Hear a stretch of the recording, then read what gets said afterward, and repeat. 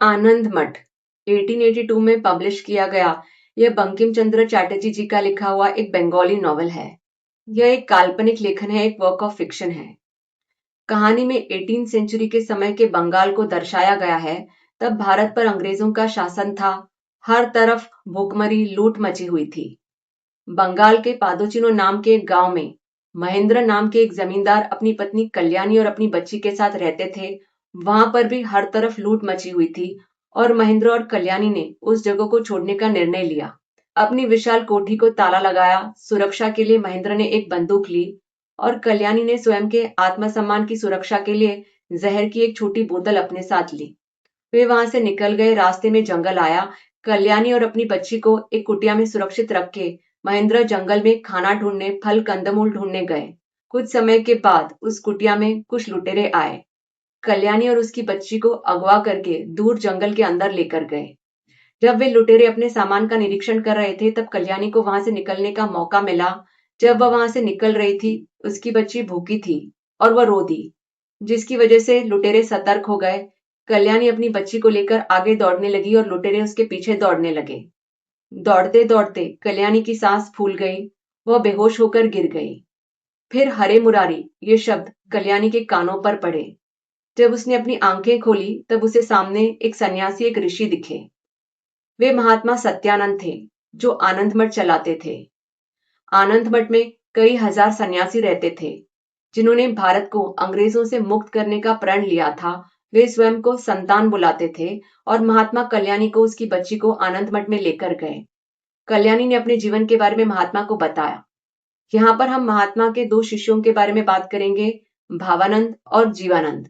महात्मा ने भावानंद को महेंद्र की खोज में भेजा। जब भावानंद दूर जंगल के अंदर गया, तब उसे अंग्रेजों का एक कारवां दिखा और उस कारवां में उसे एक बैलगाड़ी दिखी, जिसमें एक आदमी बैठा हुआ था, जिसके हाथ रस्सियों से बंधे हुए थे। भावानंद समझ गया कि ये महेंद्र है और जानबूझकर उस कारवान को अड़ाने के लिए भावानंद उस कारवान के आगे आकर खड़े रह गए। अंग्रेजों ने उसे पकड़कर उसके हाथ बांधकर उसी बैलगाड़ी में डाल दिया जहां पर महेंद्र था। स्वयं को मुक्त करने के लिए भावानंद ने अपने हाथ की रस्सियों को बैलगाड़ी की चाक से घसा और स्वयं को मुक्त किया और महेंद्र को भी स्वयं को इसी तरह से मुक्त करने के लिए कहा। कुछ दूरी पर भावानंद को झाड़ियों में जीवानंद दिखे और संतान भी दिखे। वे सभी वहां पर उन्हें मुक्त करने के लिए आए थे। वहां पर संतानों के बीच, अंग्रेजों के बीच लड़ाई हो गई और उस लड़ाई में एक अंग्रेज अफसर मारा गया। बाकी के अंग्रेजों के सैनिक उस जगह को छोड़कर चले गए। जो लूट अंग्रेज पीछे छोड़कर गए थे, उसे जीवानंद आनंद मठ में लेकर गए और पीछे चलते हुए भावानंद और महेंद्र आने लगे। रास्ते में भावानंद ने महेंद्र से पूछा कि उस लड़ाई के बीच जब उसने उसे तलवार दी थी, तब उस तलवार का उसने उपयोग क्यों नहीं किया। और महेंद्र ने कहा कि वह जमींदार है, डाकू नहीं। भावानंद ने उससे कहा कि डाकू तो वे भी नहीं। और फिर अपनी आंखों को मूंद कर भावानंद ने एक सुंदर गीत गाया, वंदे मातरम सुजलाम सुफलाम मलयज शीतलाम शस्य श्यामलाम मातरम। भावानंद के चेहरे के भाव को देखकर, उन गीतों के बोलों को सुनकर महेंद्र बहुत प्रभावित हुए और वे चलते चलते आनंद मठ पहुंच गए। आनंद मठ में महात्मा महेंद्र को काली मां के मंदिर में लेकर गए। वहां पर प्रार्थना की और महेंद्र से कहा कि जिस तरह से वे काली मां की पूजा करते हैं, वे भारत मां को भी उसी तरह से पूजते हैं। और महेंद्र को उसकी पत्नी और बच्ची से मिलाया। एक नदी के किनारे पर महेंद्र और कल्याणी अपने भविष्य के बारे में बात कर रहे थे। उनकी बच्ची भी वहां पर थी और कल्याणी ने महेंद्र से कहा कि यदि वो चाहें तो आनंद मठ के साथ जुड़ सकते हैं। तब अचानक उनकी बच्ची ने उस जहर की बोतल को देखा और उसका कुछ जहर पी लिया। ये देखकर कल्याणी चीख उठी। वो अपने होश ही खो बैठी और बाकी का जहर उसने पी लिया। वहां पर महात्मा आए और महेंद्र से कहा कि यदि वो चाहे तो आनंद मठ के साथ जुड़ सकते हैं। वहां पर अंग्रेज अफसर भी आ गए। महात्मा और महेंद्र को उन्होंने गिरफ्तार कर लिया। वहां से वे उन्हें कारागार की ओर ले जाने लगे। रास्ते में जंगल आया और झाड़ियों के बीच महात्मा को जीवानंद दिखे। जीवानंद को और किसी ने नहीं देखा था और महात्मा ने जीवानंद से कहा कि नदी के किनारे पर एक स्त्री और एक बच्ची बुरी अवस्था में है, वहां पर जाकर उन्हें बचाए। महात्मा ने यह सब संस्कृत में कहा था और अंग्रेजों को लगा कि महात्मा कुछ संस्कृत के श्लोक बोल रहे हैं। वहां से उन्हें कारागार में लेकर गए। जीवानंद उस नदी के किनारे पर गए। उस बच्ची में उन्हें कुछ जान दिखी और उसे अपनी बहन के घर पर लेकर आए। आनंद मठ के निवासियों को, परिवार वालों को आनंद मठ में लाने की अनुमति नहीं थी। जब जीवानंद वहां से जा रहे थे तब उनकी पत्नी शांति वहां पर आई और निवेदन किया कि वे उसे अपने साथ आनंद मठ में लेकर जाए, लेकिन इस सब की तो अनुमति नहीं थी। वहां पर आनंद मठ में सभी संतान उत्सुक हो गए थे क्योंकि महात्मा और महेंद्र का कुछ पता नहीं था। उन्हें ढूंढते हुए सभी आनंद मठ से निकले। भेष बदलकर घोड़े पर सवार होकर भावानंद भी उन्हें ढूंढने निकले और नदी के किनारे पर पहुंचे। वहां पर उन्हें कल्याणी दिखी। उसे जड़ी बूटी का रस पिलाया और कल्याणी को होश आया। उसकी सुरक्षा के लिए भावानंद उसे दूर एक शहर में लेकर गए।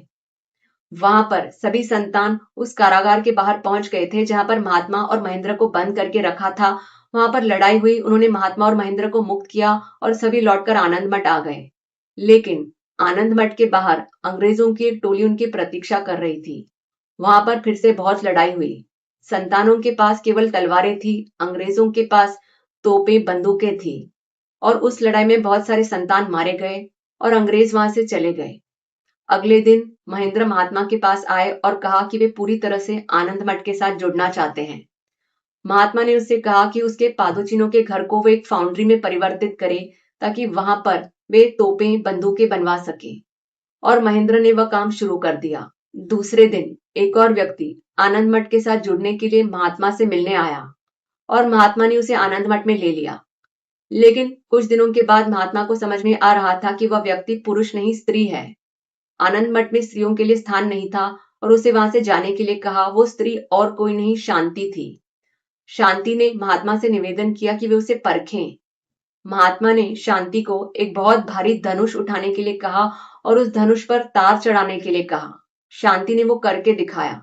उस पूरे आनंद मठ में ये काम केवल महात्मा और शांति के पति जीवानंद ने करके दिखाया था। लेकिन महात्मा ने शांति को आनंद मठ में नहीं रखा। फिर भी शांति ने उनकी आगे की हर लड़ाई में उनका साथ दिया। एक साल की पूरी तैयारी के बाद सभी संतान, जिनके साथ महेंद्र और शांति भी थे, एक आम के बाग में एकत्रित हो गए। वे अपने गुरु महात्मा सत्यानंद की प्रतीक्षा कर रहे थे। फिर शांति को दूर अंग्रेजों की एक टोली उनकी ओर आते हुए दिखी। संतानों ने तैयारी तो पूरी की थी, लेकिन उस समय पर उनके पास उनके औजार, उनके तोपे नहीं थे। सभी संतान अंग्रेजों की दो टोलियों के बीच फंस गए थे और उस जगह से निकलने के लिए पास के अजय नदी के ऊपर जो पुल था, उस पुल पर संतान चढ़ने लगे, दूसरी ओर जाने लगे। भावानंद और जीवानंद को चिंता थी कि यदि अंग्रेजों की गोलाबारी से वह पुल टूट जाएगा तो सभी संतान नीचे नदी में गिरकर अपनी जान खो देंगे। भावानंद फिर पूरे जोश के साथ अंग्रेजों की टोली के बीच गए और उनकी एक तोप को प्राप्त किया, संतानों की ओर लेकर आए। इससे संतानों का मनोबल बहुत बढ़ गया और वे लड़ने लगे। फिर कुछ समय के बाद दूर संतानों को महेंद्र 17 तोपें लेकर उनकी ओर आते हुए दिखे। उनका मनोबल और भी बढ़ गया। पूरे जोश के साथ वे लड़ने लगे और अंग्रेजों पर हावी पड़ गए। फिर संतानों ने एक अंग्रेज अफसर कैप्टन थॉमस को पकड़ लिया। उसे वे मौत के घाट उतारने वाले थे। तब कैप्टन थॉमस ने अपने अंग्रेज सिपाहियों को आदेश दिया कि वे अपनी गोलियों से उसे मारे। वो संतान के हाथों नहीं मरना चाहता था और उनके सैनिकों ने उनका आदेश माना। लेकिन उस लड़ाई में भावानंद की मृत्यु हो गई। उस लड़ाई को संतान जीत गए थे। वहां पर आनंद मठ में पहुंचने के बाद महात्मा ने महेंद्र से कहा कि उसकी पत्नी कल्याणी एक शहर में सुरक्षित है और शांति को उसे वहां से लाने के लिए भेजा। यहाँ पर शांति आनंद मठ से निकली और वहां पर शहर से कल्याणी आनंद मठ की ओर निकली। रास्ते में जंगल आया और अंग्रेजों का एक सिपाही कल्याणी को छेड़ने लगा। सौभाग्य से वहां पर शांति थी। उसने कल्याणी को उस आदमी से बचाया और सुरक्षित उसे आनंद मठ में लेकर आई। अब सब कुछ पूरी तरह से शांत हो गया था, लेकिन अंग्रेजों ने संतानों का सामना करने के लिए कलकत्ता से एक फौज को बुलाया था। इसके बारे में संतानों को पता था और वे हर समय पर सतर्क रहते थे। एक दिन पूर्णिमा की रात को नदी के किनारे पर एक मेले में सभी संतान एकत्रित हो गए। वे सतर्क थे, लेकिन शांति को और पता करना था। एक नाचने गाने वाले की तरह तैयार होकर वो अंग्रेजों के कैंप में गई। वहां पर नाची गाई। एक अंग्रेज ने खुश होकर उसे 1 रुपया दिया और उससे कहा कि वो उसे 100 रुपया देगा यदि वो उन्हें बताएगी कि संतानों के उस किले में जहां पर उन्होंने तोपे बंदूकें रखी हैं, वहां पर कितने संतान थे। संतानों ने एक अलग किला बना के रखा था और शांति को समझ में आया कि अंग्रेजों का निशाना उनका वो मेला नहीं, उनका वो किला है। इसके बारे में तुरंत आकर उसने जीवानंद और अन्य संतानों को बताया। संतानों ने इसके बारे में महेंद्र को बताया, लेकिन देर हो चुकी थी। अंग्रेज उस किले तक पहुंच चुके थे। सभी संतान अंग्रेजों से लड़ने के लिए उस किले में गए। वहां पर बहुत लड़ाई हुई। उस लड़ाई में बहुत सारे संतान मारे गए। लड़ाई के बाद शांति बेचैन होकर पति जीवानंद को शवों के बीच ढूंढने लगी। दूर उसे जीवानंद दिखे। निकट गई तो जीवानंद में उसे जान नहीं दिख रही थी। उसके पास उसके पीछे एक ऋषि आए। उन्होंने जीवानंद को जड़ी बूटियों का रस पिलाया। जीवानंद को होश आया और शांति उसे घर लेकर गई। महेंद्र अपनी पत्नी और बच्ची को लेकर पादोचिनो लौट गए और उस दिन के बाद किसी ने भी महात्मा के बारे में नहीं सुना। महेंद्र का कहना था कि एक दिन महात्मा ने उसे बताया था कि पूर्णिमा की रात को एक दिन उनके गुरु, महात्मा के गुरु आएंगे और उन्हें वहां से लेकर जाएंगे। शायद जिस ऋषि सन्यासी ने जीवानंद को जड़ी बूटी का रस पिलाया था, वो शायद महात्मा के गुरु थे।